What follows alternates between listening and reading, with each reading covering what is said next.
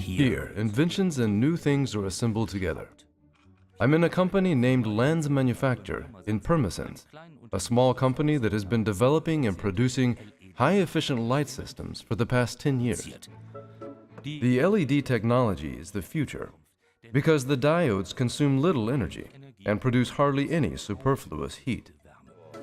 The market is dominated by giants like Siemens, Osram, but Chief Tinkerer Rüdiger Lanz has announced the fight against these corporate giants.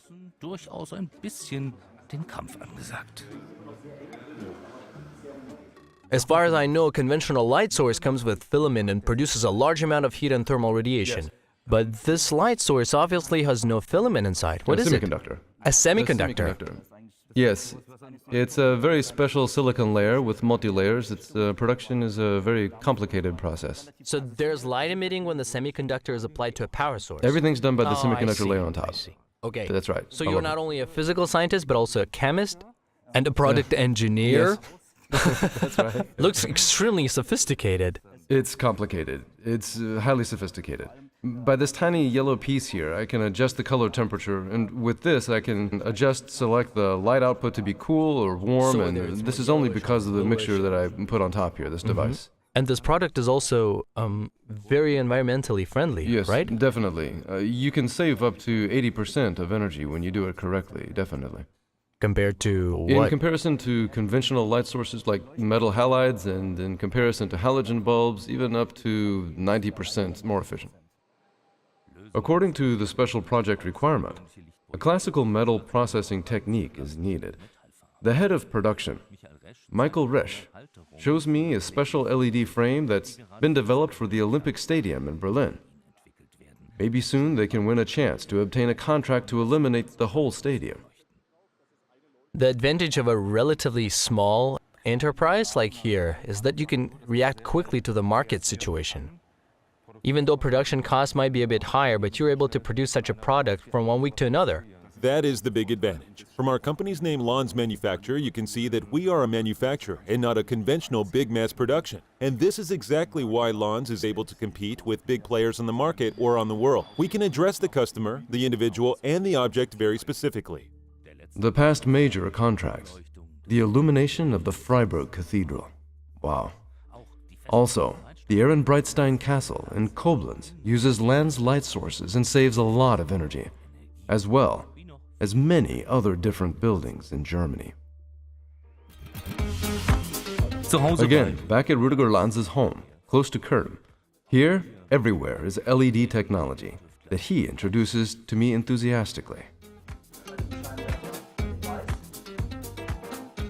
Everything began in the garage next door, and today it is still the inventor's favorite place to be. I can really tell that you had this interest in your genes, right? Yes, you can say so.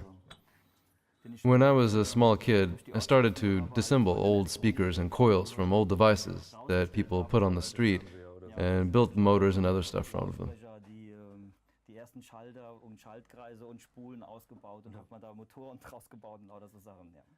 At the time, you already had the idea of becoming an inventor?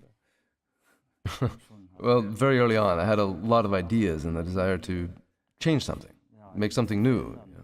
So here, this workshop is the centerpiece, isn't it? It is the centerpiece. Still? In here, I have the best ideas, and down here I can work calmly. I can work in here with no distractions, and the new ideas are already coming about how to make it even better again.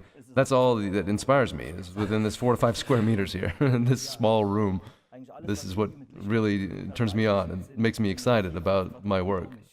Mr. Lanz is a really unique inventor, like Daniel Dusentrieb.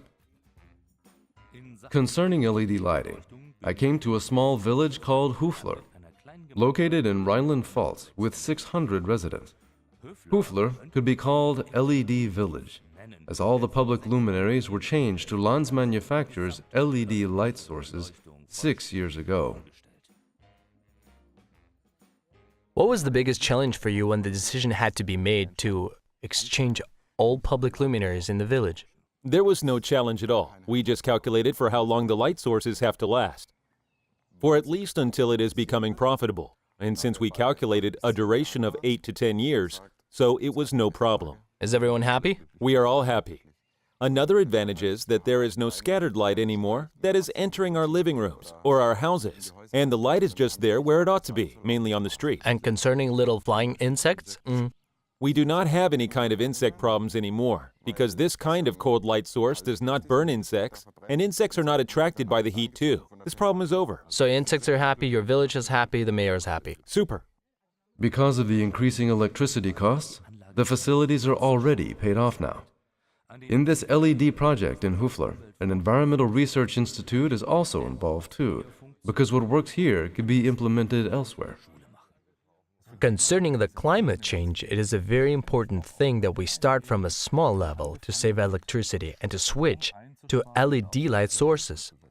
I think it is important for the climatic change, but also for the acceptance of the climatic change in such small systems. When the citizens realize that they can have more money in their community, that the degree of environmental pollution can be reduced, that you have less light pollution, and you start to protect the climate at home. And when other people grasp this idea and take it to Mexico, Oman, Dubai, and do the same there, then you save the climate twice, at home and there. So it is very interesting for us to work together with the community and middle-class people that are very committed to this idea. 70% of the energy that can be saved. And the lamps on the village square are now shining in different colors, but that's not enough. Even the soccer field in Hufler is already equipped with a specially designed energy-saving LED floodlight system that illuminates the field during the night. I was wondering, why do other football clubs do not have such a floodlight yet? It is because we are an LED village and want to realize this idea everywhere. We want to save money, so we have this here on the soccer field too. I think others will adopt these light sources soon too. Anyone has to start first. In this case, it was us. Okay, are you proud of this? Oh yes, very proud.